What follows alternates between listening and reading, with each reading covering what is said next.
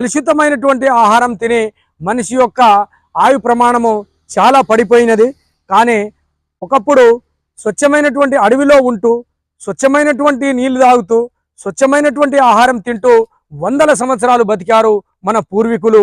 కానీ ఇప్పుడు kidney cancer, liver cancer, చర్మ క్యాన్సర్, పేగు క్యాన్సర్ అనేకమైనటువంటి ఒకటా ఏమి రెండా వందల రోగాలు అన్నీ కూడా మనం విషతుల్యతమైనటువంటి ఆహారం తినడం వల్లనే వస్తుంది.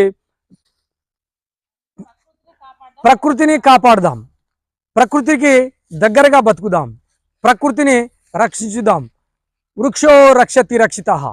మొక్కలే మనకు ప్రాణం, మొక్కలు లేకుంటే మనము లేము. కాబట్టి ఫ్రెండ్స్, మీరు దయచేసి నా వీడియోలను 10 మందికి షేర్ చేయండి, అందరూ లైక్ చేయండి మరియు సబ్స్క్రైబ్ చేయండి. చూడండి ఈ అడవి తల్లి ఎంత అందంగా ఉందో